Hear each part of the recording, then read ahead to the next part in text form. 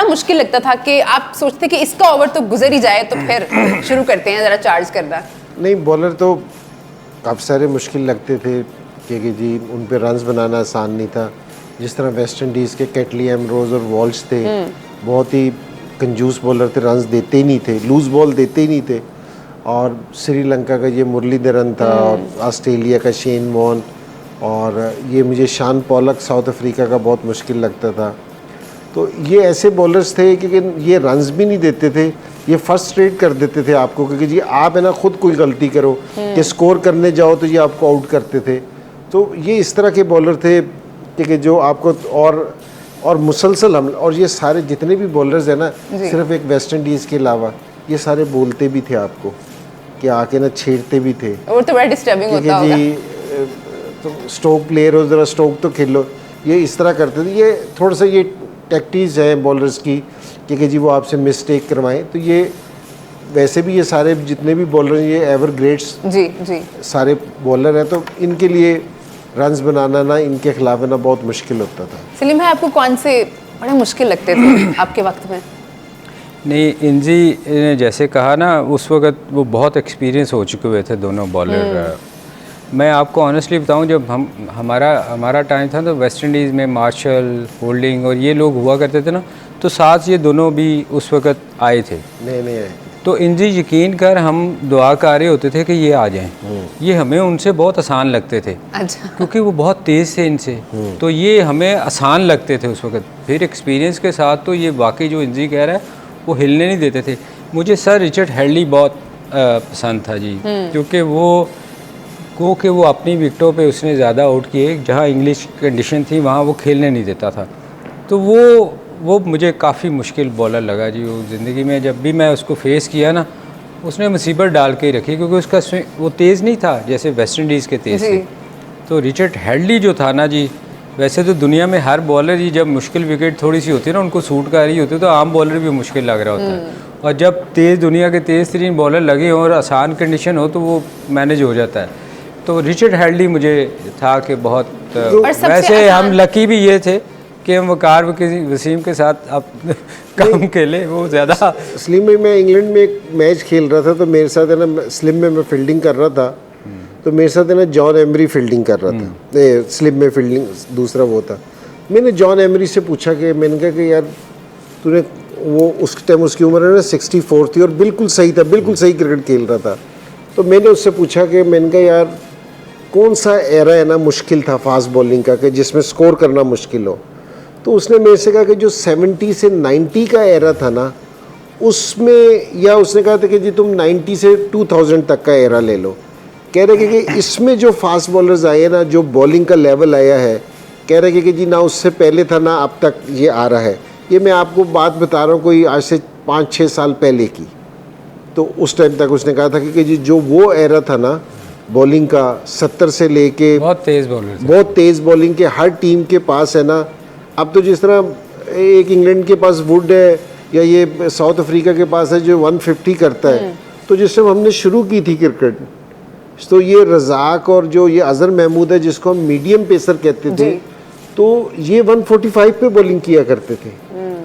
तो शुरू में इनकी पेस ऐसी थी कि हर टीम के पास है ना, जिस तरह साउथ अफ्रीका जाते थे वो डोनाल्ड होता था, एलन डोनाल्ड होता था, और ये क्लूजनर बहुत तेज़ बॉलिंग करता था, ये शॉन पॉलक होता था, इसको हम लाल सरा कहते थे। तो ये बहुत तेज़ होते थे।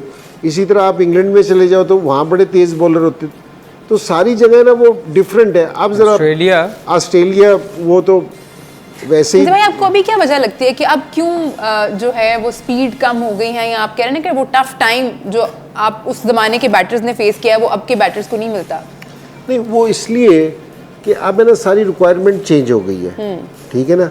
अब आईसीसी भी ये चाहता है कि जी स्कोर पे स्कोर बने। हाँ जी, ठीक है। अब देना 5 फील्डर वाला रूल है, हाँ, पावर प्ले, वो पावर प्ले के नहीं 5 फील्ड, अब तो पूरे 50 ओवर तक जी, बाद में जाके कहीं 40 के बाद 5 फील्डर बाहर जा सकते हैं। अब अंदर आएगा, बाउंड्री छोटी कर। हम एक टाइम ऑस्ट्रेलिया जाते थे खेलने, तो वो रोप लगाते ही नहीं थे, वो जो फेंस होती थी वही उनकी बाउंड्री होती थी। ठीक। सो अब ये है कि जी अब जिस तरह ये वर्ल्ड कप हो रहा है, तो जिस टाइम बनते हैं कि जी 150 किसी टीम ने बनाया, हम कह रहे हैं स्कोर ही बहुत थोड़े हैं, पहले 150 बहुत होता था। जी। तो अब रिक्वायरमेंट है ना, चेंज है। अब हमें मैच का मजा आता है कि 220 पे 220 चेज हो जाए। हाँ जी।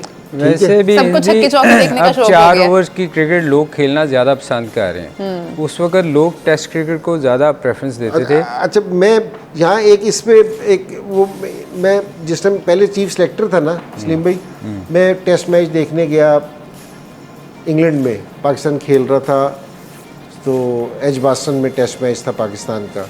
चौथा दिन जिस टाइम ख़त्म हुआ ना, तो मैं बाहर आ रहा था क्योंकि जी अपने बॉक्स से निकल के ना प्रेसिडेंशियल बॉक्स में बैठा था वहाँ से, तो उधर एजबास्टन के ना प्रेसिडेंट था ना, उसने मेरे से कहा कि इंजी है ना, तुमने ना बहुत अच्छी टीम बनाई है। अच्छा, मैंने नीचे ना टैक्सी बुला रखी थी होटल जाने के लिए, तो मैं जल्दी में था।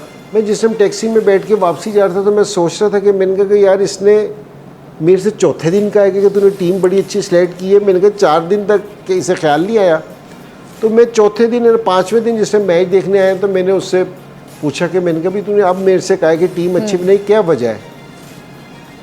उसने कहा कि वजह ये है कि उसने कहा कि ये हमारा 40,000 लोगों का ग्राउंड है, तो अगर अब 5वें दिन टेस्ट मैच ना होता तो हमें सारों की टिकटें वापसी करनी पड़ती थी। नुकसान हो रहा है उनका। नुकसान हो रहा है। और उसने कहा कि जी यहाँ 40,000 लोग हैं, इसमें से 25-30 हज़ार लोग ऐसे हैं माजरत के साथ के टीवी पे कि जी उन्होंने कहा कि जिन्होंने पीनी है शराब, हाँ, तो उनका कह रहे कल्चर है। कि कल्चर है जी। उनका। तो उन्होंने कहा कि जी ये सोचो कि 10 घंटे में ये 25,000 लोग कितने शराब पिएंगे कि हमारी डबल आमदन नुकसान हो रहा है। डबल। एक तो जी। टिकटों की देने, एक उसका नुकसान है, फिर तीसरा कह रहे कि ये हमारे जो चारों बॉक्सेस है इसमें इतना खाना है, वो सारा एडवर्टाइजमेंट हुई है, उसके पैसे वापसी जाएंगे, टीवी राइट्स के।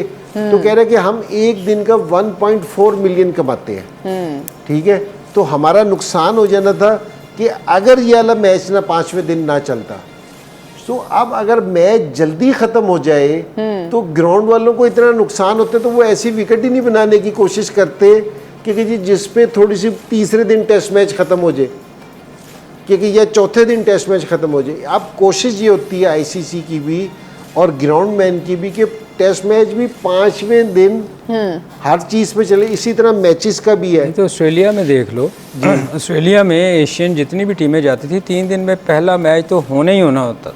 पर्थ में जाना हमें समझ ही नहीं आनी जी। अब आप पर्थ में देखो कि 5 दिन तक मैच जाता है जी, हाँ। पर्थ अब में वो तो बैटर फ्रेंडली विकेट्स जो है वो बनना शुरू हो गई।